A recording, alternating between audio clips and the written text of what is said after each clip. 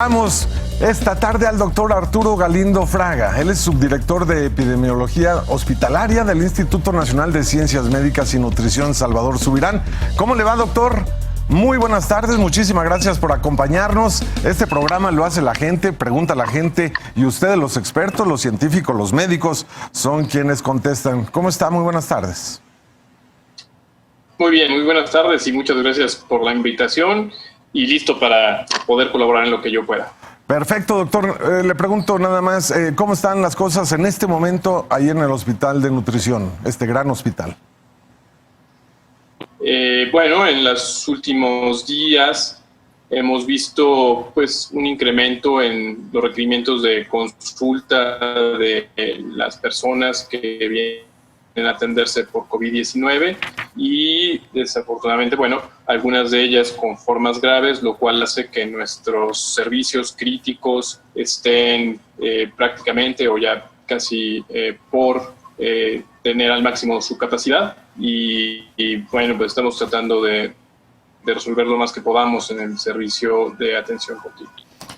Doctor, este programa lo hacen las personas que nos están viendo a través de las redes sociales y son muchísimas las preguntas que nos llegan prácticamente todos los días y nos encantaría responder pues a todas ellas. Irma Jiménez, por ejemplo, de Facebook, ¿cuáles son los síntomas en niños? Cuando un niño, dábamos una nota de que los niños en la mayoría de los casos no enferman de forma grave con el COVID-19, pero ellos presentan los mismos síntomas que un adulto mayor.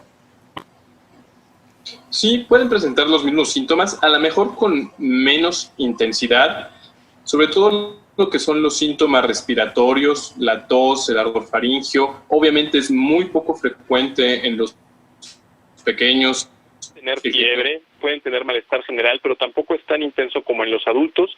Y hay algunas otras manifestaciones que incluso pueden ser un poco más frecuentes que en adultos, como pueden ser las afecciones gastrointestinales, dolor abdominal y diarrea, que incluso pueden ser las únicas manifestaciones del cuadro en los pequeños.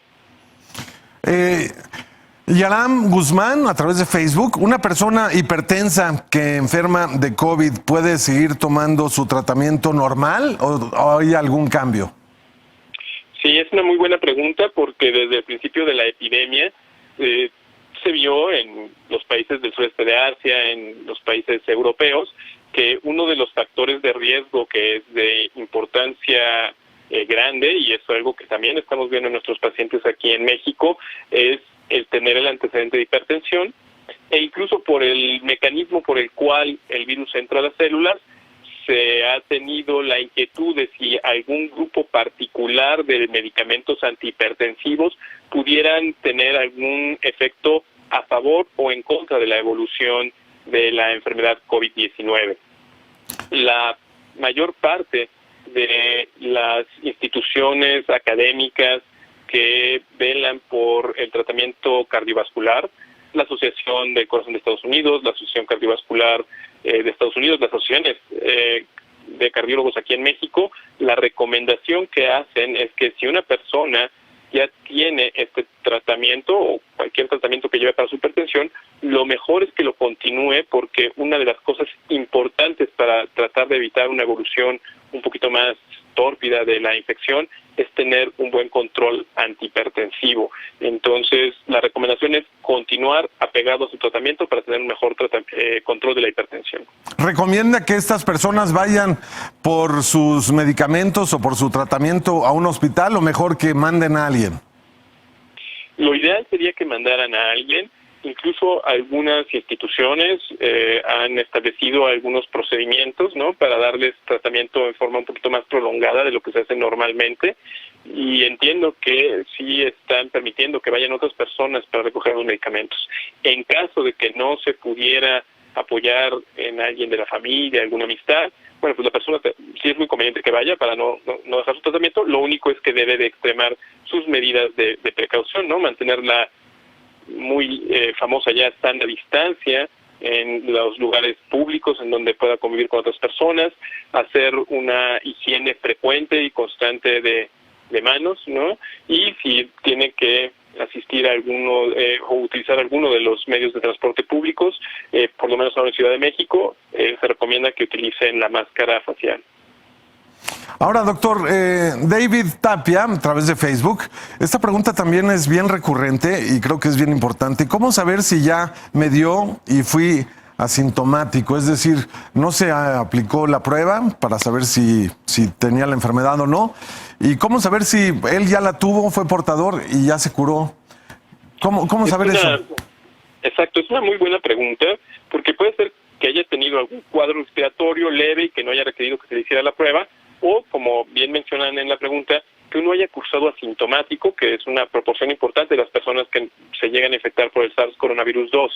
Esto es algo que en este momento no podemos saber porque las pruebas que se requieren, que son pruebas que llamamos serológicas, una prueba de sangre en la cual determinamos variedades diferentes de anticuerpos contra el SARS-CoV-2, no están bien validadas. Hay varias empresas a nivel internacional y sé que aquí en México varias instituciones están tratando de validar las pruebas, pero todavía no hay una prueba bien aceptada que se pueda correr en México. Sé que algunos laboratorios pueden tomar la muestra y la envían fuera, la envían a Estados Unidos, tarda un tiempo en tenerse el resultado, alrededor de una semana, pero ahorita que haya laboratorios en México que tengan bien clara una de las pruebas que estén aceptadas para hacer serología, no lo tenemos. Y esto es a nivel mundial.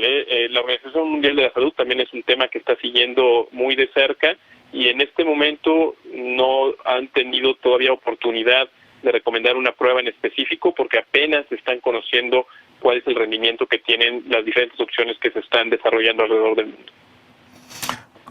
Sobre esta misma pregunta que nos hace el señor Tapia a través de Facebook, ¿los asintomáticos enferman o no? No es así. O sea, los asintomáticos se infectan, la persona se infecta, el virus está en ella, se replica, lo puede transmitir, pero esas personas no desarrollan síntomas. Entonces, en ese sentido, yo lo podría definir así, no desarrollan la COVID-19, aunque se infectan por el SARS-CoV-2, lo cual, y por eso la pregunta anterior es muy importante, les puede dejar inmunidad, ¿no? Y evitar que puedan tener una infección posterior, por lo menos en los primeros meses. Todavía no sabemos cuánto dura la inmunidad después de una infección, pero por lo menos sabemos que en los primeros meses es muy probable que sí deje inmunidad. Pero pues no se puede considerar que se hayan enfermado puesto que no desarrollaron síntomas, pero sí se infectaron. Esta pregunta también es muy recurrente y nos las hace muchísima gente prácticamente todos los días. ¿Cuándo calcula usted, doctor, como experto, como científico, como médico, que se pueda regresar a la normalidad, por ejemplo, en un restaurante o en un hotel o en una cancha de fútbol? Es una excelente pregunta y creo que es la que todos ya queremos tener la respuesta, tanto las personas como el grupo que nos dedicamos a la atención a la salud, quisiéramos tener los datos exactos. La verdad es que desde mi punto de vista es muy difícil predecirlo. El virus lleva su propio ritmo y hagamos lo que nosotros hagamos, el virus seguirá llevando su propio ritmo. Lo que sí podemos modificar es la cantidad de personas que llega a afectar con todas estas medidas que la sociedad se ha comprometido a llevar y que se han cumplido en una muy buena parte, ¿no? De mantener la distancia social, etcétera. Creo que podemos acudir a las estimaciones que se han hecho por varios modelos matemáticos, algunos de los cuales ya se han presentado y sí, por lo menos conozco 3 de ellos y todos coinciden en esta situación de llegar a un máximo de actividad entre mediados y finales de mayo y que toda la mayor cantidad de personas que puedan tener el contagio la veamos en ese tiempo y de ahí empiece a disminuir para a principios de junio, mediados de junio, considerar que esto empieza a estar bajo control. Creo que dependiendo de qué tanto logremos hacer que tengamos menos casos durante ese tiempo, que es finalmente lo que va a hacer que se vayan rompiendo las cadenas de transmisión y que logremos ese objetivo para esos meses, lo vamos a ver así. Si por alguna razón no funcionan mucho las medidas de distanciamiento social, no las seguimos mucho, empezamos ya a desesperarnos, empezamos a salir y seguimos manteniendo una gran cantidad de casos en la sociedad, en la comunidad, esto se puede alargar, y se podría alargar pues mes y medio más de esto que acabo de mencionar, estimándolo, ¿no? Y con muchas posibilidades de equivocarme, ¿no? Con esto que lo he dicho, porque esto pues tendremos que irlo viendo conforme el virus nos vaya mostrando cómo se está portando. Otra pregunta que nos está llegando con mucha frecuencia también, y sobre todo después de lo que dijo el subsecretario Hugo López-Gatell, en relación a los fallecimientos en casa. Cuando una persona fallece en su domicilio, aparentemente por COVID-19, ¿qué es lo que sucede en esos casos y cómo tiene que actuar la familia? Yo le recomendaría que actúen como muchas veces tenemos que hacerlo cuando tenemos una persona enferma en casa.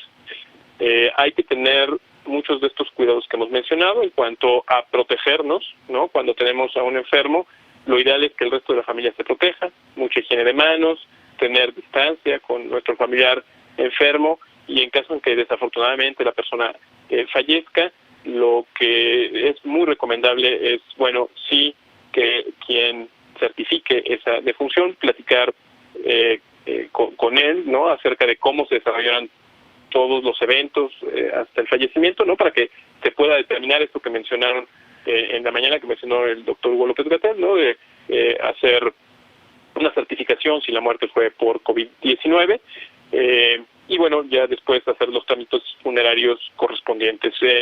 En general, no se recomienda, y esto tendrá que ser decisión de la persona que falleció en conjunto con su familia o de la familia, si es que se desea una cremación, si se desea que la persona tenga un entierro. Realmente la infección por el COVID no indica que tenga que ser una u otra, simplemente los servicios funerarios tendrán que tener algún cuidado para el manejo, ¿no? Tener cierta protección, pero la familia en sí lo que debe de hacer es tener mucha higiene de manos, lavar la ropa de cama, la ropa de la persona que falleció, limpiar las pertenencias, y con eso es suficiente como para disminuir la posibilidad de infección, que bueno, cuando uno ha convivido de forma cercana con una persona en la casa, a veces no es posible, pero bueno, se intenta con todas estas medidas que ya platicamos.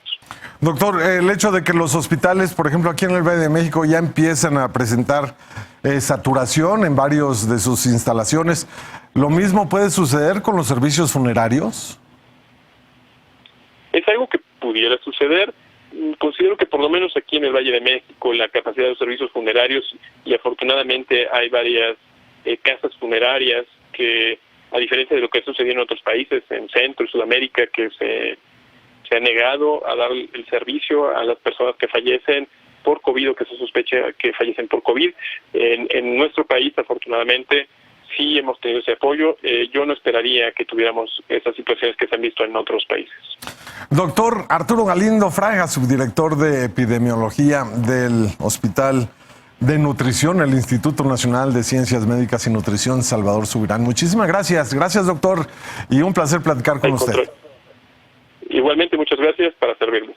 Hasta luego, muy buenas tardes.